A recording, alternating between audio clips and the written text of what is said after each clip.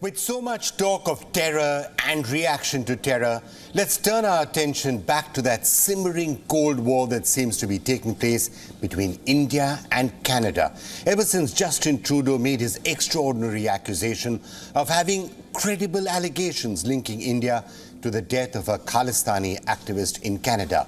Now, several developments have taken place over the past few days. India has restarted the visa process, which is being seen as a possible indication of some sort of a thaw. But on the other hand, Canada has been forced to withdraw 41 diplomats on grounds of parity. That led to a doubling down by Justin Trudeau, who promptly accused India of violating the Vienna Convention. In a sign of Anglosphere solidarity, the US, the UK, Australia and New Zealand seemed to support that stance by Canada. India reacted angrily by saying that the Vienna Convention allows receiving countries to specify a fair number of diplomats and that there's no violation of the Vienna Convention taking place at all, certainly not on India's side.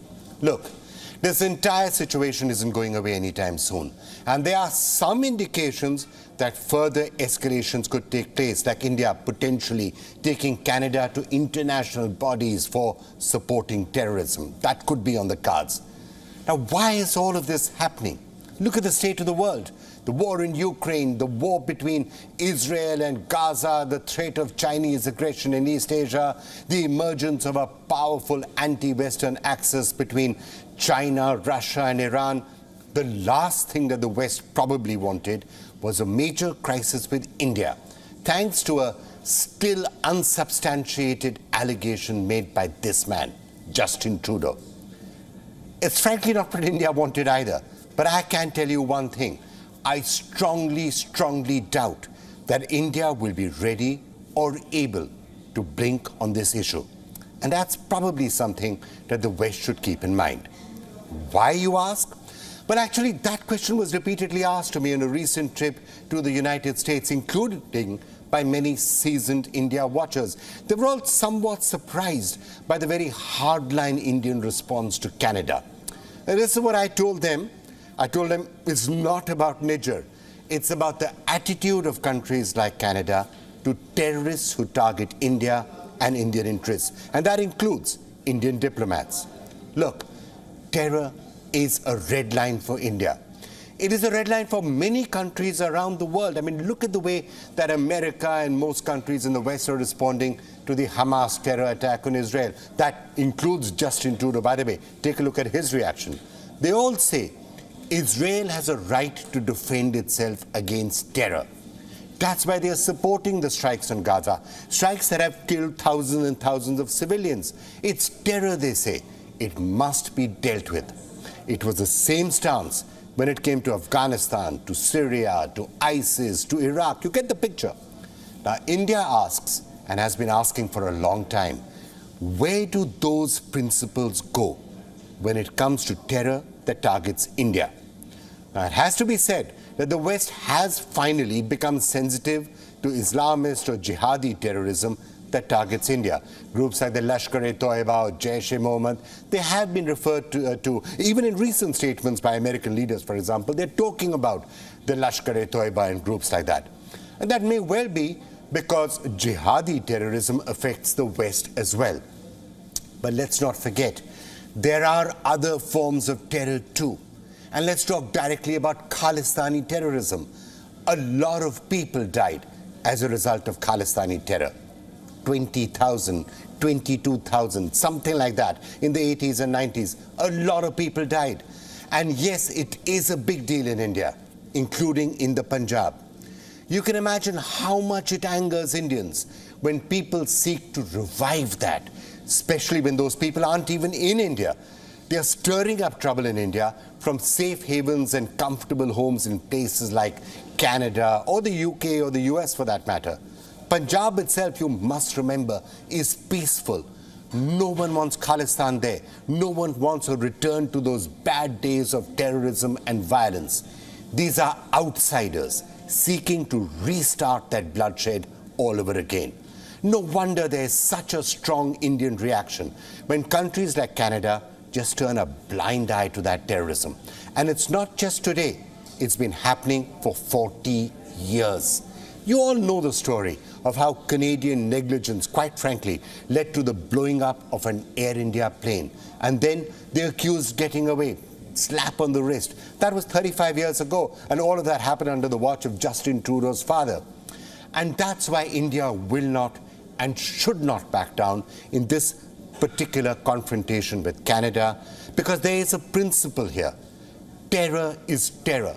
No ifs and buts. If you're concerned about terror that could target you, then you need to take all terror seriously. And that brings me to the rule of law. Canada says that the rule of law prevents targeted assassinations. The rule of law says that extrajudicial executions are wrong, they're a crime. Okay, that's fair enough. But then another question has to be asked. What then does the rule of law say about giving shelter to terrorists and extremists, and giving them shelter for 40 long years? There is an inconsistency and a double standard here that has to be called out, and it needs to be addressed.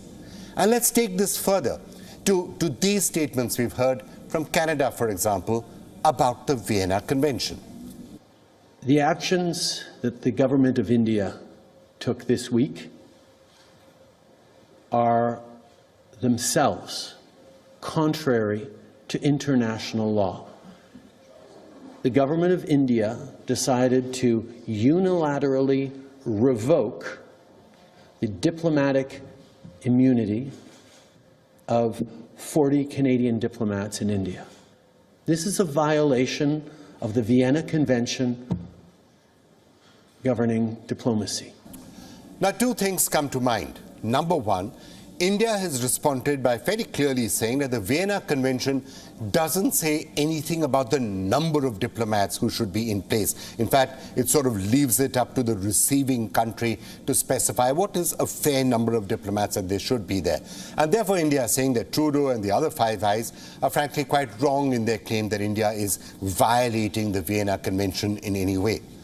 But more importantly, here is a question that needs to be asked. At its core, the Vienna Convention is about the protection of diplomats, their safety, and how that can be guaranteed by host nations.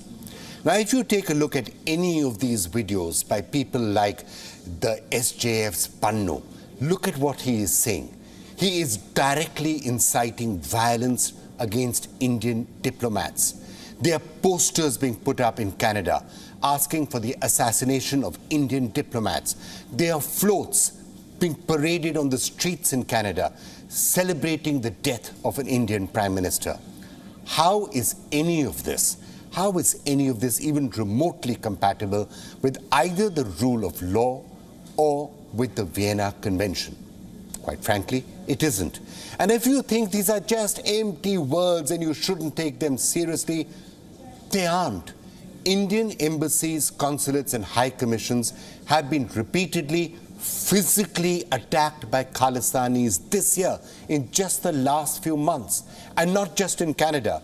These, for example, are scenes from the infamous attack in London on the Indian High Commission. And here is the Indian High Commissioner talking to me a little earlier this year from that very spot about genuine concerns about the safety of Indian diplomats. There was a group of about 25 or 30 people who came, and obviously it had been pre-planned. They had cameras and so on and so forth, and they scaled the balcony and were in the process of lowering the flag and trying to hand it over to their crew to desecrate it and to put up a Khalistani flag. And our security guys climbed into the balcony. And he actually came out and grabbed it back, which is a brave guy. I'd love to meet him and shake his hand at some point. Well, you can only shake one hand because they managed to break his other arm in 3 places. Did they? Yeah, with lathis. I could go on and on, but you get the drift. This India-Canada issue is not going to go away soon, and it may well vitiate relations with others in the Anglosphere as well. And that's because terror, and Khalistani terror in particular in this case, is a red line to India. And India will expect Western countries to do something about it. And that's why the language being used by India for Canada in recent weeks Well, it may have surprised many people.